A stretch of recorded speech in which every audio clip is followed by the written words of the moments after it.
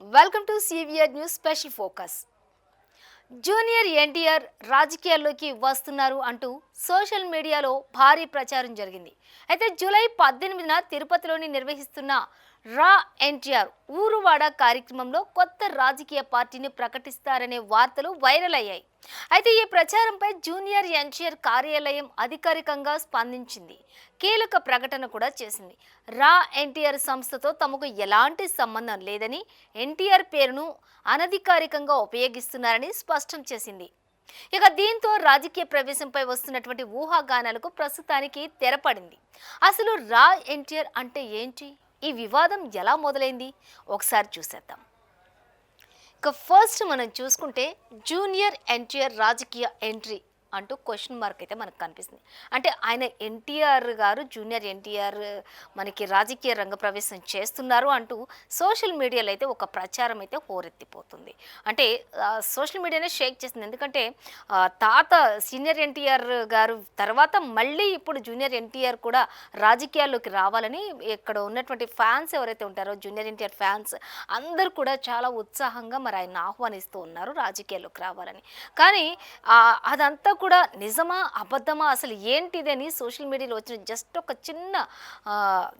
చిన్న మాటకి అందరు కూడా చాలా ఎగ్జైట్మెంట్గా ఎదురు చూస్తున్నారు. అంటే జూనియర్ ఎన్టీఆర్ రాజకీయాల్లోకి వస్తే మళ్ళీ తాతను మించిన మనవడుగా రాజకీయాలు చేస్తారేమో, మళ్ళీ ఒక కొత్త శకం మొదలవుతుందేమో అనే విధంగా చాలా ఇదిగా రాజకీయంలోకి వస్తే ఎలా ఉంటుంది అనేది కూడా చూడాలి అంటూ ఫ్యాన్స్ కూడా కొంత ఉత్సాహం కనబరుస్తున్నటువంటి పరిస్థితి అయితే మనం ఇక్కడ గమనించవచ్చు.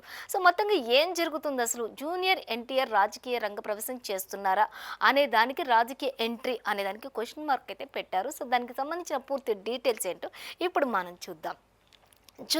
అసలు ఈ టాపిక్ అనేది ఎందుకు వైరల్ అవుతుందో, అసలు సోషల్ మీడియాలోకి ఈ టాపిక్ ఎలా వచ్చిందనేది చూస్తే ఫస్ట్ జూలై 18పై సోషల్ మీడియాలో భారీ ప్రచారం కూడా కొనసాగుతుంది. అసలు ఈ 18నే ఎందుకు ఈ ప్రచారం జరుగుతుంది అనేది కూడా మనం తెలుసుకుందాం. రా ఎన్టీఆర్ ఊరు వాడ కార్యక్రమంపై ఊహాగానాలు అంటూ కూడా మనం ఇక్కడ చూస్తూ ఉన్నాం. కొత్త పార్టీని ప్రకటిస్తారు అంటూ వైరల్ పోస్టులు పెడుతున్నారు ఫ్యాన్స్. అలాగే అధికారిక ప్రకటనపై కూడా సర్వత్రా ఆసక్తి నెలకొంది అనేది అయితే మనం చూడొచ్చు. ఫస్ట్ మనం గమనించినట్లయితే జూలై 18 కోసం రాష్ట్ర ప్రజలు కావచ్చు, అటు రెండు తెలుగు రాష్ట్రాల ప్రజలు కావచ్చు, ఇటు ఫ్యాన్స్ కావచ్చు, అందరు కూడా జూలై 18న ఒక ఏం జరుగుతుంది, అసలు ఏం ప్రకటిస్తారు, అధికారికంగా ఏం వార్త బయటకు వస్తుంది అనే ఊహాగానాలతోటే ప్రజలందరూ కూడా ఈ యొక్క సోషల్ మీడియాని అయితే షేక్ చేస్తున్నటువంటి పరిస్థితి. అసలు ఈ జూలై 18 ఏం జరగబోతుంది అనేది చూస్తే ఊరు వాడ అనే ఒక చిన్న కార్యక్రమాన్ని ఆయన ఒక కమ్యూనిటీ సామాజిక సేవా కార్యక్రమాన్ని జూనియర్ ఎన్టీఆర్ ప్రవేశపెడుతున్నారు. అంటే కాలనీలు కావచ్చు, గ్రామాలు కావచ్చు, అక్కడ ఉన్నటువంటి ప్రజల అవసరతలు ఏవైతే ఉంటాయో ఒక సేవా కార్యక్రమంగా ఆయన చెయ్యాలి అనుకుంటున్నారు. కాబట్టి ఆయన ఈ విషయం కోసమే ఆయన మాట్లాడినట్లు తెలుస్తుంది. కానీ ఈ జూలై 18పై సోషల్ మీడియాలో ఈ 18న ఊరువాడ అనే కార్యక్రమంలో ఇక ఆయన పార్టీలోకి వస్తారేమో అనే ఊహాగానాలు కూడా వచ్చినట్లుగా తెలుస్తుంది. సో మొత్తం ఇంకా మనం చూద్దాం, అసలు కొత్త పార్టీని ప్రకటిస్తారంటూ కూడా కొన్ని వైరల్ పోస్టులు అయితే పెడుతున్నారు. రా ఎన్టీఆర్ అనే ఒక పోస్ట్ పార్టీ పేరు కూడా రా ఎన్టీఆర్ అనేది ఫ్యాన్స్ పెట్టుకున్నటువంటి పేరుగా మనం గమనించవచ్చు. మొత్తంగా ఇదే పార్టీ పేరు కూడా పెడతారు, కొత్త పార్టీని ప్రకటిస్తారు జూనియర్ ఎన్టీఆర్ అనేది అయితే ఒక ఊహాగానం. మొత్తంగా చూస్తే ఫ్యాన్స్ కావచ్చు, చాలామంది మరి సీనియర్ ఎన్టీ రామారావు గారిని ప్రేమించేవారు కావచ్చు, ఆయన అంటే అభిమానం ఉన్నవాళ్ళు కావచ్చు, వాళ్ళందరూ కూడా మళ్ళీ మనవడు వస్తే మాత్రం ఇంకా చాలా సంతోషంలో ఉన్నారని చెప్పవచ్చు. ముఖ్యంగా మళ్ళీ అదే ఫ్యామిలీ నుంచి మళ్ళీ ఆయన రక్తం, మళ్ళీ ఆయన మనవడే మళ్ళీ రీఎంట్రీ ఇవ్వబోతున్నాడు అంటూ కూడా రాజకీయ రంగ ప్రవేశం చేయబోతున్నాడు అంటూ కొంతమంది ఆశగా ఎదురు చూసేవారు కూడా లేకపోలేదు. కానీ ఇదంతా మరి నిజమా, ఇది ఫేకా, అబద్ధమా అనేది మొత్తం మనం ఇప్పుడు తెలుసుకుందాం. ఎన్టీఆర్ కార్యాలయం క్లారిటీ ఇచ్చేసింది అంటూ, అంటే క్లారిటీ ఇచ్చిందా అనే దానికి సంబంధించి మనం చూస్తే రా ఎన్టీఆర్తో ఎలాంటి సంబంధం లేదని కూడా ఎన్టీఆర్ స్పష్టం చేశారు. అలాగే సంస్థకు ఎన్టీఆర్ పేరు పడే హక్కు కూడా లేదని వెల్లడించారు. ఎన్టీఆర్ తరపున మాట్లాడే అధికారం లేదని కూడా ఒక ప్రకటన, ధృవీకరించని వార్తలను నమ్మొద్దని కూడా విజ్ఞప్తి చేసినట్లుగా తెలుస్తుంది. మొత్తంగా చూసినట్లయితే ఇక్కడ మనం గమనించవచ్చు, రా ఎన్టీఆర్తో అసలు అధికారిక ప్రకటన అంటే కార్యాలయం నుంచి అధికారిక ప్రకటన అనేది ఒకటి వచ్చింది మనకి.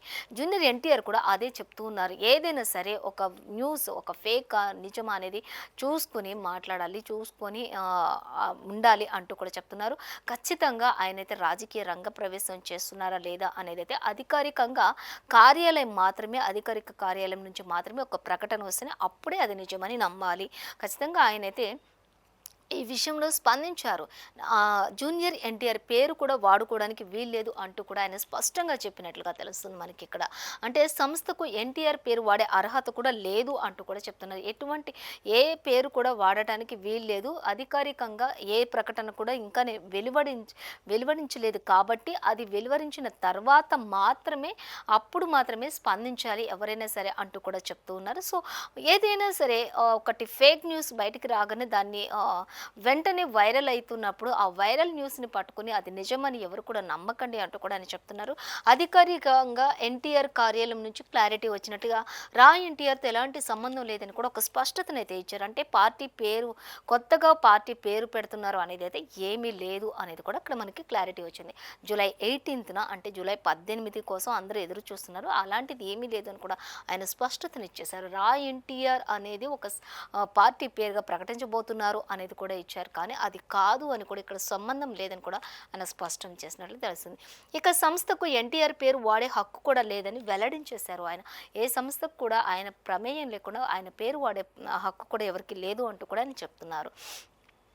అలాగే ఇంకా మనం చూస్తే ఎన్టీఆర్ తరపున మాట్లాడే అధికారం లేదని కూడా ప్రకటన చేశారు.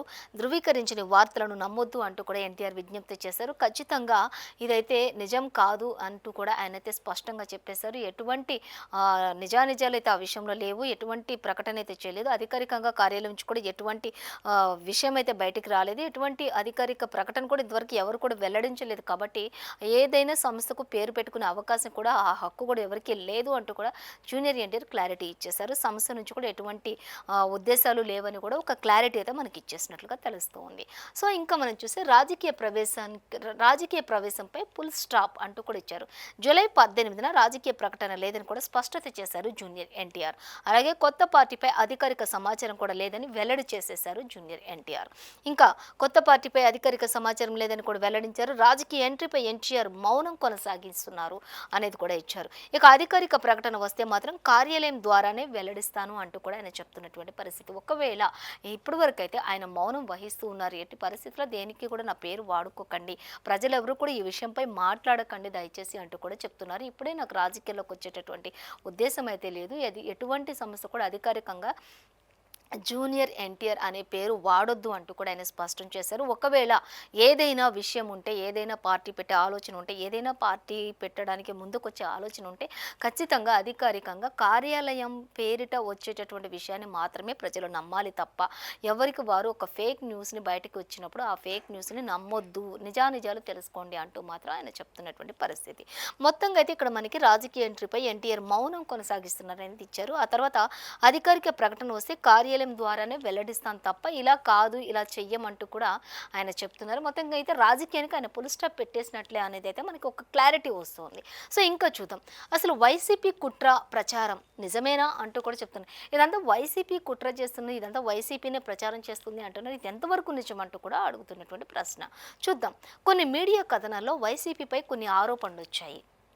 అలాగే టీడీపీలో గందరగోళం సృష్టించే ప్రయత్నం అని కూడా ప్రచారం కొనసాగుతుంది. కానీ అదేమీ లేదు అంటూ కూడా మనకి ఇక్కడ చెప్తున్నారు.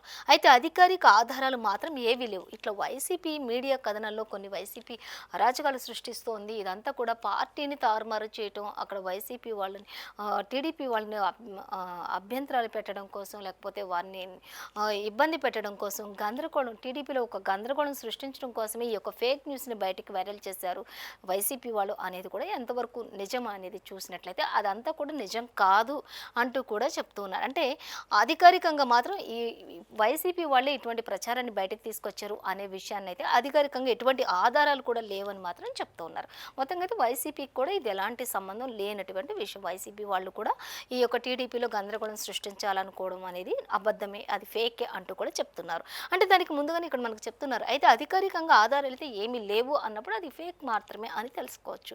ఇక దర్యాప్తు వివరాలు కూడా వెలుగులోకి రాలేదు అంటూ కూడా చెప్తున్నారు. కొన్ని దర్యాప్తులు చేసినప్పుడు కూడా ఎటువంటి వివరాలు కూడా అసలు వెలుగులోకి రాలేదు అనేది కూడా మనకి ఇక్కడ స్పష్టంగా అర్థమవుతుంది. రా ఎన్టీఆర్ అసలు ఎవరు అనేది మనం చూసినట్లయితే స్వచ్ఛంద సేవా సంస్థగా పరిచయం చేసుకుంటున్నారు అనేది. ఇక ఊరు వాడ పేరుతో సేవా కార్యక్రమాల ప్రచారం చేస్తున్నారు. ఎన్టీఆర్ పేరు ఫోటోలతో ప్రచారం చేస్తున్నారు. కార్యాలయం స్పందనతోటి అనుబంధం లేదని కూడా స్పష్టం చేశారు. మొత్తంగా అయితే రా ఎన్టీఆర్ అసలు ఎవరు అనేది చూస్తే కొన్ని స్వచ్ఛంద సంస్థలు సేవలు చేయడానికి ఆ సేవలకు సంబంధించినటువంటి పరిచయ వేదికలకు పెట్టుకున్నటువంటి పేరు అనేది కూడా తెలిసింది. అయితే ఎన్టీఆర్కి అయితే ఊరు వాడ అనే పేరుతో సేవా కార్యక్రమాలు కొనసాగిస్తున్నారు అనేది అయితే ఒక స్పష్టత ఉంది. ఎందుకంటే ఊరు వాడ అనే దాంతో గ్రామాల్లో చిన్న చిన్న కాలనీలు ఏవైతే ఉంటాయో అవన్నీ తిరుపతిలో జరగబోయేటటువంటి ఈ కార్యక్రమానికి ఊరు వాడ కార్యక్రమాన్ని కూడా పేరు పెట్టుకున్నట్లుగా తెలుస్తుంది. అంటే అక్కడ ఉన్నటువంటి గ్రామాలు ఏవైతే ఉంటాయో అక్కడ ఉన్నటువంటి కాలనీలు ఏవైతే ఉంటాయో అక్కడ అన్ని వారి యొక్క అవసరతలు అక్కడ ఉన్నటువంటి కొన్ని కొన్ని అవసరాలు అక్కడ చేయాల్సినటువంటి సేవా కార్యక్రమాలు కమ్యూనిటీ సామాజిక సేవా కార్యక్రమాలు ఏవైతే ఉంటాయో అవన్నీ చేయడానికి దీనికి ఊరు వాడ అనే ఒక చిన్న పేరుతోటి జూలై 18 అక్కడ కొన్ని కార్యక్రమాలు చేపడుతూ ఉన్నారు తప్పితే ఇంకా ఎటువంటి పార్టీ పెట్టే అధికారం కానీ పార్టీ పెట్టే ఆలోచన కానీ ఇంకా లేనే లేదు అంటూ మాత్రం మనకి ఇక్కడ స్పష్టత. అంటే చాలామంది అభిమానులు అనుకునేది ఏంటంటే చాలామంది ఫస్ట్ చిన్న చిన్న సేవా కార్యక్రమాలు చేస్తూ ప్రజల్లోకి వచ్చి వాళ్ళందరి మనల్ని పొందిన తర్వాత మళ్ళీ రాజకీయాల్లోకి వస్తూ ఉంటారు. అంటే ఇప్పటి వరకు జస్ట్ ఒక ఉదాహరణ మాత్రమే ఇది అంటూ కూడా చెప్తూ ఉన్నాం.